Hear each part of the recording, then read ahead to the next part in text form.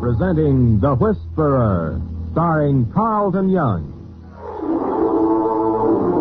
The Whisperer, a brilliant man who, losing his voice in an accident which crushed his vocal cords, worked his way deep within the crime syndicate to help destroy it from within. To the underworld, his familiar rattling hiss is the voice of authority, to be obeyed without question. Then a miracle of surgery performed by Dr. Benjamin Lee restored his natural voice, enabling him to resume his real identity. Now, as Philip Gault, aggressive young attorney, he skirts the thin edges of death, living his dual role. For as the Whisperer, he sets in motion the forces of the syndicate in Central City. Then, as Philip Gault, uses his knowledge to fight the organized network of crime which seeks to control the fate of millions in cities and towns across the nation. Now we find Philip Gault in a phone booth, speaking in the voice of the Whisperer, making his report to a superior in the syndicate. Hello, New York. Madden given instructions. Will report progress. Oh, Sue? Yes. I see you now. I'm going to have a special here today. 25 cents for a super banana split. Okay, I'm Sue. And you're just in time. No, for what? To pay the bill. What a bargain you got, Phil. It's only 25 cents. Did I enjoy it? Yeah, that'll take care of it. Let's go. What are you so grumpy about? You're not grumpy. Sneezy then? What? Are you sleepy or dark? Which one of the 7 poor? Oh, I'm worried. I'm sorry. Making jokes. What is it, Phil? Trouble. Let's get in the car. I'll drive you back to Dr. Lee's office so you can earn your salary. Now tell me, what horrible instructions did you give your syndicate henchmen? To wreck a truck? And now you've got to stop it. Yes. Playing footsie again. Pass along the murder orders and try to stop them from being carried out. Yes, try. How long, Phil? Till they're smashed. Not by you? By me, by the law, by the government, and by every means possible. Ellen, the syndicate is moving into every line of business. They put their grubby fingers into every kind of work. Take pennies out of piggy banks and $1,000 bills out of safety deposit boxes. But, Phil... Without knowing it, you keep them alive. Maybe when you buy a paper. Maybe when you eat a banana split. Wherever you go, whatever you do, they've got themselves into legitimate businesses. Fronts, expanding their interests all the time. All right, Phil. Trying to do something about it. All right. I'm sorry I blew off steam. I asked for it. They're in the insurance business now. For real? For real. Honest to goodness insurance. And they're using their usual strong-arm methods to get business. Wrecking a truck? Yes, because the trucking company won't buy insurance from them. I see. Here we are, Phil. Want to come up? I can't. Guess I have to buy my own dinner tonight, eh? I'll call you later. Oh, I almost forgot. In the drugstore, you wanted those special flashlight batteries. Oh, yeah, thanks. The flashlight's in the glove compartment. A funny kind of flashlight. Shall I open it? I can do it. There's nothing to it. Ellen, Uh-huh. you'll be late. Oh, plenty of time. I know why you're sitting here. Why? Because you're worried. Thanks, sweetheart. Smart fella. Sure, it's dangerous, but I can take care of myself. I know, but... Oh, darn. The flashlight doesn't work. Yes, it does. Well, it doesn't. Never saw a contraption like this. I must put it in wrong or something. Pressing a button, but it doesn't light. In the glove compartment. What? Those glasses. Oh, the red one? That's right. Put them on. Well? Now flash the light. Oh, now it works. Mm-hmm. It's an infrared light. You can only see it with those special glasses. It'll light up in the dark. Only you can't see the light or what it lights up unless you have those glasses on. Phil, another gadget. Clever, isn't it? Yes, but I wish that... What? Nothing. I wish I were a gadget. Maybe you'd pay more loving attention to me. I'll call you later. We can look into it.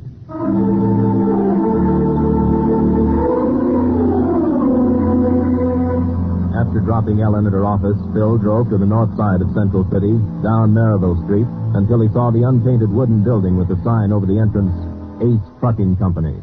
J. Stevens, president and general manager, and M. Coffey, vice president and treasurer. He parked behind an ancient truck and went up the wooden stairs. The door was open and he went in. He stood there for a moment in the front office, and then the door to the inner room opened. Yeah? My name is Gault. What can I do for you? Got some eggs to haul, some cantaloupes, machinery? No. Yeah, just as well. Couldn't handle it anyway. Well, what can I do for you?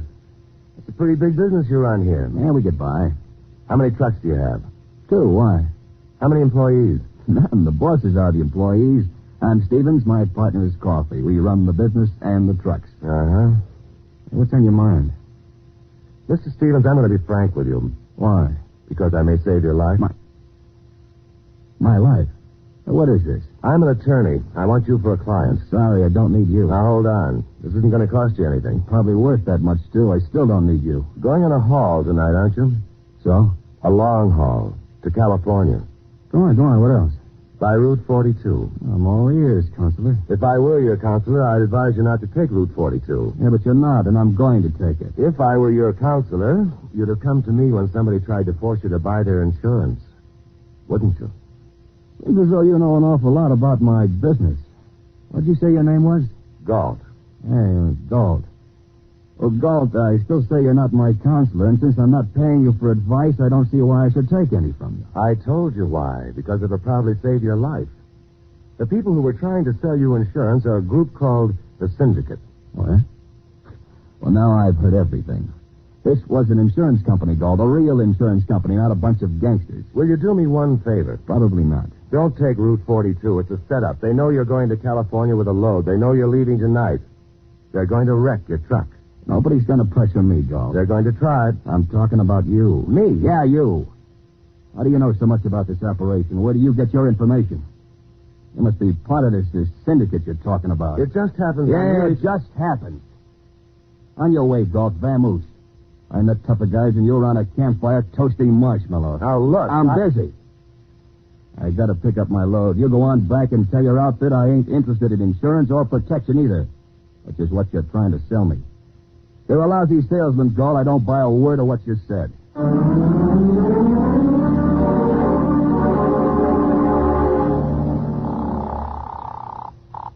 Dr. Lee's office. Ellen. Oh, hello, Phil. What's a good word? Calling me for a date? No, sorry, Ellen.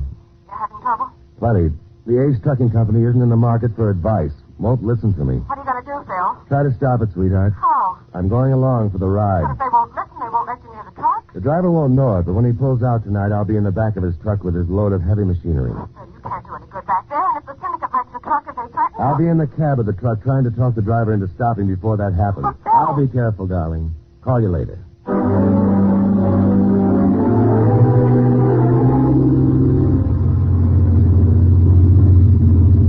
That evening, as the ancient truck reached the open road outside Central City, highballing for California, Phil worked his way forward between the huge crates of machinery in the rear of the truck and knocked on the window and the door separating him from the cab. Hey, what's the... Oh, the syndicate counselor. Come on, get out of there. I can't. I'm stuck against these crates. Yeah, I'll open that plastic door. All right, come on, climb over the seat. All right. Thanks. Yeah, mighty crowded back there between those crates. All right, Counselor, better have a good explanation. I'll do the talking. Just keep your eye on the road and cut your speed. I got a long way to go, and I ain't cutting nothing. I don't believe you, Gault. I don't trust you. Anything that happens to me is going to happen to you in spades. I came of my own free will, Stevens. You didn't force me. Keep your eye on the road, I tell you. I don't know how they're figuring to wreck this truck, but it'll be soon. Yeah, well, I ain't cutting my speed. You got an idea you can lead me into trouble, you ain't going to do it. You can do all the talking you like. It ain't gonna make no difference to me. All right, just keep watching the road. And better not try any tricks. Now, look, it'll probably be something on the highway. Maybe a barricade of some kind. Uh-huh. Or maybe somebody thumbing a ride. Don't stop for anybody. I don't stop Or anyhow. another truck coming alongside, forcing you off the road. You got them all figured out, huh? Keep your eyes on the road, man. One of them. The other I gotta keep on you. Are you married? Yeah. How does your wife put up with you? I never saw anybody so stubborn and obstinate in my life. Now, you're pretty much of a bulldog with an idea yourself, huh? There it is, the barricade. Now, you're going too fast. Hang on. You can't stop now. Go through. Go through.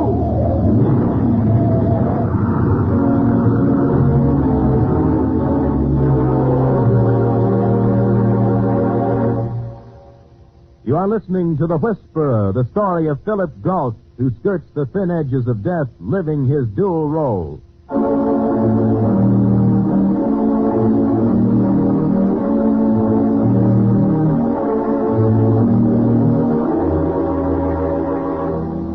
As the Whisperer, Phil Gault had passed on the syndicate's instructions to a man he knew only as Madden. Instructions to wreck one of the Ace Trucking Company's trucks. And then, as Philip Gault, attorney, he tried to warn one of the owners of the company. Failing to convince the trucker that he was headed for danger on Highway 42, Phil secreted himself inside the truck and just barely made his way up to the cab in time to put Stevens on the alert. But it didn't stop the barreling truck. It took a barricade on the road to do that. Hold that wheel steady. We're going into the ditch. Hang on.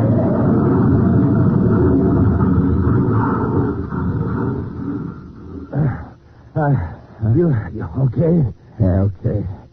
You? Yeah. Stevens. What? You insured. Yeah, but not with Cato underwriters. Come on, let's see how much damage. Shot! Shooting at us. Unless you see some other squirrels around. Hey, they touched the key. I tried to tell you. Better get out of here. We're sitting ducks. Come on. Make for those trees. I'm behind you.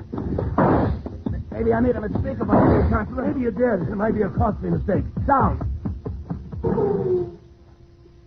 Well, the shooting stopped anyway. Hey, the truck. On fire. Uh-huh. Get him, the dirty robbing thieves. Take it easy, Stephen. Work yourself to death, scrape a few pennies together to buy a couple of trucks, go into business, and then somebody muscles in. You said you were insured. Yeah. For the load, but not for the truck. Was too old, figured I'd get away with liability. Cost more than I paid for the truck the way they got insurance costing these days. I see. Yeah, that sounded like they took off. They did their job. Now what? Now what, Counselor? Want my professional advice? Yeah. Get a new truck, a brand new truck. One of my clients has been after me for a safe investment. You interested? How safe? He's more interested in the people in the business than in their assets. Yeah, but how safe? I'm still not in the market for the kind of insurance they sell. And I'm not selling it. But right now, we better see about stopping that fire.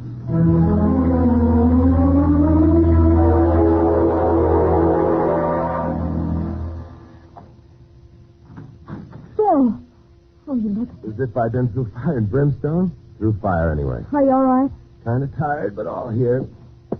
Have you dinner? Uh-huh. Oh, I didn't. I'm starved. How about a sandwich? Wonderful. What happened, Phil? They got the truck burnt to a cinder. And the driver? He's all right. You're sure you're all right? Just hungry.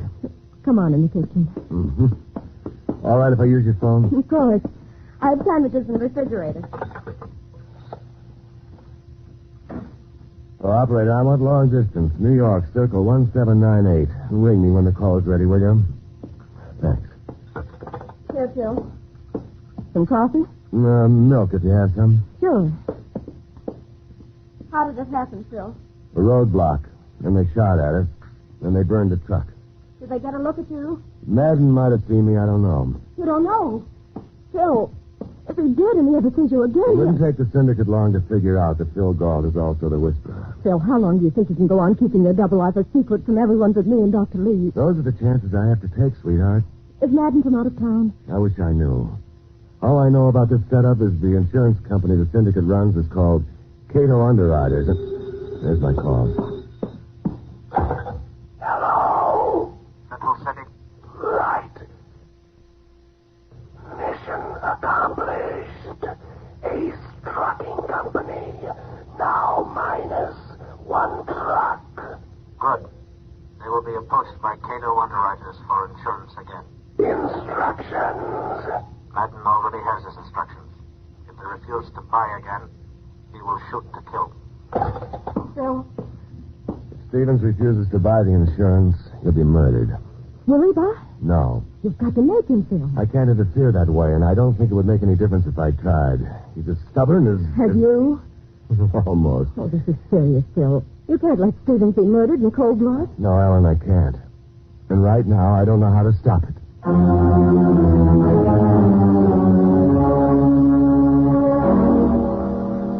Without telling Phil Gault her plans, Ellen determined to find out if she could whether Madden had seen Phil, whether Madden would be able to identify Phil. Or if the syndicate once learned that Phil Gault was also the Whisperer, they would arrange to have him killed in a matter of hours. And so, on her lunch hour, Ellen walked to the Ellsworth building and took the elevator up to the 8th floor. Yes, miss? May I help you? I wanted to get some insurance on my car. Of course. Won't you sit down? Cato Underwriters was recommended to me. Oh? I was told to ask for a man by the name of Madden. Madden? That's right. Now, who could that be? Madden. I'm afraid I don't know any Madden. Are you sure? Positive. Anything wrong, Collins? Oh, Mr. Palermo, this young woman is asking for a man by the name of Madden. I see. Will you come with me, please? It's miss? a simple matter. I just want to insure my car. I'll write it up for you in my office, huh? You know, it's odd, but Cato Underwriters have branches in all the large cities, and I myself just arrived here the other day. And I know a man with our company by the name of Madden in Richmond, Virginia. Oh, please sit down, Miss... Norris. Miss Norris. It's strange you should ask for him. Oh, I don't know if it's the same Mr. Madden, but Mr. Palermo, I was recommended to Mr. Madden. Oh, who recommended him, Miss Norris? A friend. A friend, yes. What's his name? Her name. All right, what's her name? Susie. Susie who? Mr. Palermo, I don't see where it makes much difference who Susie is or why she was recommended to me. Does it? No. It just struck me as being peculiar. Do I get some insurance for my car? Yes, of course, of course. You see, Madden came into town with me, Miss Norris, and he hasn't been selling any insurance. Not to anybody by the name of Susie, anyway. Mr. Palermo, I'm a working girl. I only get an hour for lunch. Who do you work for? I really don't see that it makes much difference. Maybe I can give you a lift back to work. No, thank you. Now, if you can tell me where I can see Mr. Madden or when he'll be here. Insurance, eh? Insurance. All right, Miss Norris, if you'll tell me where Madden can reach you. I'm a nurse. It's Dr. Benjamin Lee. Mr. Madden can call there. Yes, I'll tell him. And maybe you and I can take up some of these other details at another time.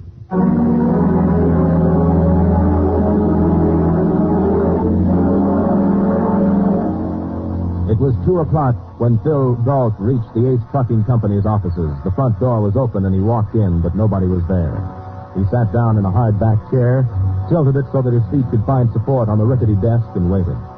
And it was 4:30 when footsteps came up the wooden stairs and Stevens came in. Oh, hello, Counselor. Hey, Counselor, wake up. Wake up. You're a fine picture of a young, wide-awake attorney. Sleeping like a baby. Don't you have any problems? No, few. They don't bother you. Appearances are deceptive. I keep them locked up in here. That's just indigestion. What's the good word? Just what I was going to ask you. No good word. I've been to every bank in the city. I can't raise a thin dime. My credit is stretched so far, it's worse than a size 32 girdle on the circus fat lady. You didn't go to the right bank. Oh? Here. What's this for? Made out to the Ace Trucking Company, isn't it? That's not what's bothering me. It's the amount. Mm-hmm. I had to scrape the barrel a little. A little. $16,423. That includes tax, licenses, and insurance. And not with Cato Underwriters. What's the gag? No gag, I told you. A friend of mine is always looking for good investments, and he listens to me. You said you had to scrape the barrel. My best friend. Myself. Well, you could buy this whole company for $500. What good would that do me? I'm no trucker. Well, of course, we built up some goodwill. How much interest in the company you want for this? 10%. I don't get it. You don't have to understand, Stevens. I live my life on hunches. I think you'll do okay. I want to invest in you. When the business can afford it, you can pay me back for the truck. Counselor, you got yourself a couple of partners. Little money finds out. 16. Hey, that's the big one. You must have priced it. I did. Now listen. I'll listen all night. Those words you keep saying are like music. You're going to get a visitor. Who? Someone to sell you insurance. Cato Underwriters. I'm not having any. Ain't you? Stephen? What? Ain't you having any? Is that the same gun I heard last night? The very same. All right, wise guy. How do you know so much? I've heard about Cato underwriters, and I heard nothing good. I don't like your attitude. And I don't know where you fit in. But I'm going to find out. It's easy. I'll tell you. I know how you operate. Madden. How do you know who I am? Stevens. Sir, Counselor. Now, he wasn't looking at me. Get his gun. Yeah. Let's go. Okay, drop the gun. Oh, bastard. I'll be picking lead out of your ears. Counselor, you okay? Yeah.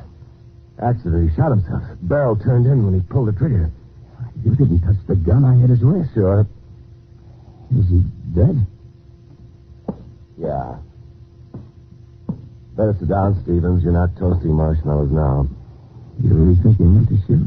Yes, I do. I ain't going to ask you a lot of questions, Counselor. I just want to thank you. Not only for the truck. That's right, the truck. Look, we better get the police over here. They're going to want to know all about this. Call Lieutenant Denver's at homicide. But you can do me a favor. Anything. Leave me out of it, unless it's absolutely necessary. Okay, will do. After you get through, want to take a look at your new truck? Is it ready for delivery? As soon as you pick out what color you want. Meet me at the corner of Broad and 7th. Say, 8 o'clock? I'll be waiting there for you.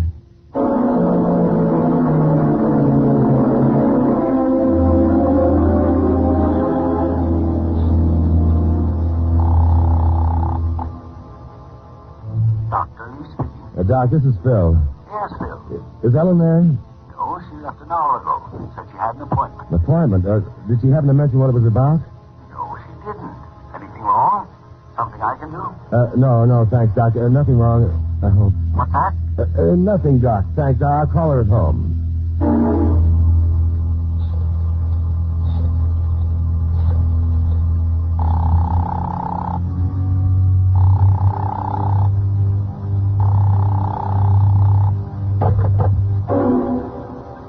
No answer at Ellen's apartment. Phil was a little concerned, but then he thought perhaps Ellen had gone shopping or she was on her way home.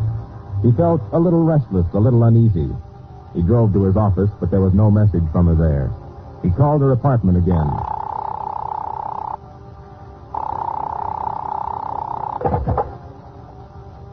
"7 o'clock. She should be home. She wouldn't have gone away without leaving word for him. She couldn't be shopping this late." Phil drove to keep his appointment with Stevens at the corner of Broad and 7th. Hey, it's the pig job, Counselor. You sure you don't want to change your mind? I still got the check. No, you go on in, Stevens. Something wrong? No. Everything go all right with Lieutenant Denver's? Oh, yeah. Hey, funny thing, this Madden guy's from out of town. And, he don't work for Cato Underwriters. He don't work for them at all. I didn't think they'd admit he did. Cato... Look, Stevens, carry on, huh? I've got to check up on something. Cato Underwriters? I'm looking for someone. Thought you might be able to help me. Certainly, sir. I'm looking for a woman by the name of Ellen Norris. Do you know whether she's in today? Well, quite a few women came in during the day, sir. I'm not quite sure I can answer that for you. Blonde hair, blue eyes, about 5'2". Sorry. She might have been looking for a man by the name of Madden. Oh, yes, I believe such a woman was here. But we don't have any Madden working for us. I turned her over to Mr. Palermo. Palermo, huh? I see. Thanks.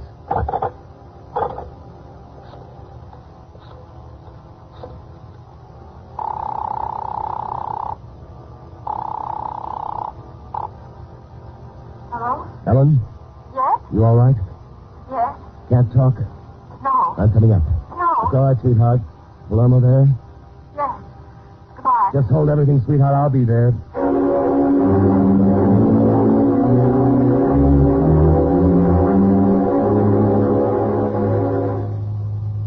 What makes you think Phil Gault will come here? That was him on the phone a little while ago, wasn't it? No.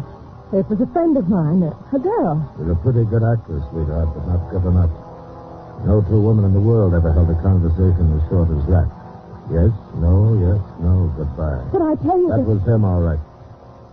And when he gets here, I'll give him a real warm reception. But I told you, Phil's out of town. He won't... Certainly. I'm beginning to get the idea all around. And knowing so much about what goes on. My partner, Madden, getting his on the Ace trucking deal.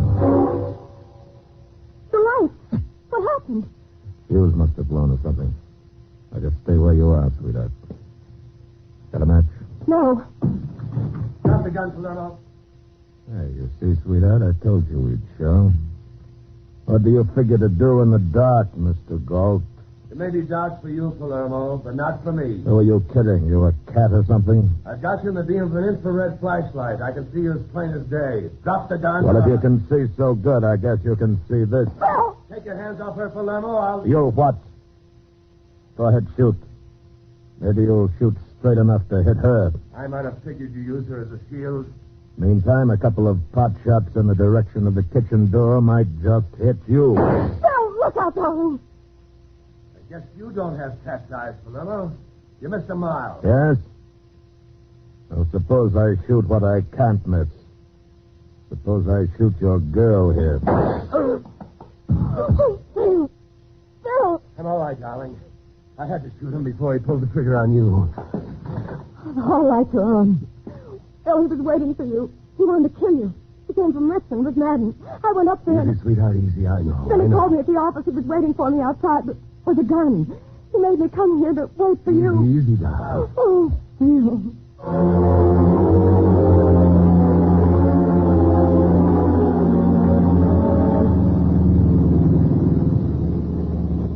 It's been a hectic day. Uh-huh. I noticed it didn't spoil your appetite. Oh, but it did. I only had one helping of Terry Jubilee. Hey, that's right. Maybe because you had a double sirloin steak. You think that could be wrong? It's my considered opinion. Ellen, Yes, dear. those lights in your apartment. All you have to do is take out a penny from the socket of your light over the stove, then replace the fuse. I left the kitchen window open in the back where I crawled in. I'll take care of the fuse in the morning. You'll want to use the lights tonight, won't you? Will I, darling? Huh? Oh, aren't you going to come up for a while? Just to say good night? Oh. Oh, that's what I love about you, dear. You're so romantic.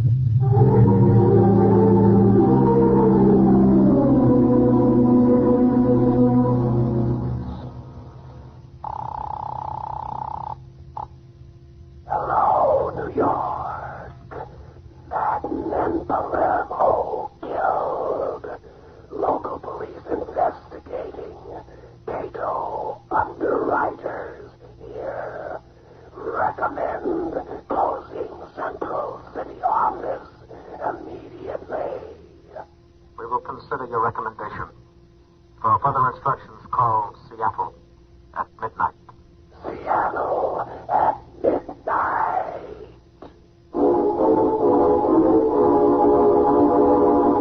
A whisper.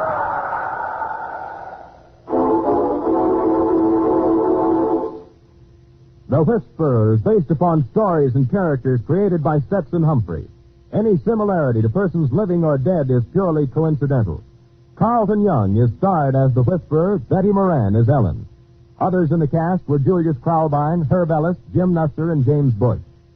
The Whisperer was written by Jonathan Twice, produced and directed by Bill Karn, original music by Johnny Duffy. This is Don Rickles inviting you to listen next week to another exciting adventure with The Whisper.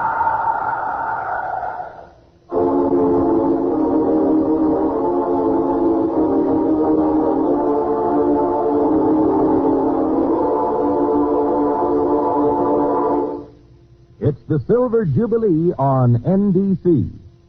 Today, join in the fun with screen actor Walter Brennan as Grandpa Vanderhoff, the leader of the lovable, laughable Vanderhoff family, on You Can't Take It With You. Then hear Mr. Moto, ace Japanese-American security agent, working to stop those who had plunged the world into another war. Later, there's fun and prizes with genial Phil Baker as he asks that all-important $64 question.